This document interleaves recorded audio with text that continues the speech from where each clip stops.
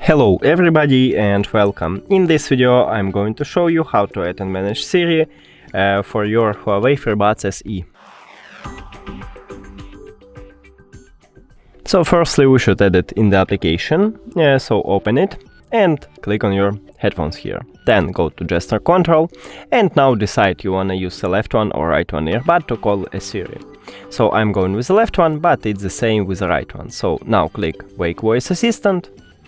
And I should remove it from the charging case and put it to my ear. The touch area is located right here. So if I press 2 times, I should call a Siri.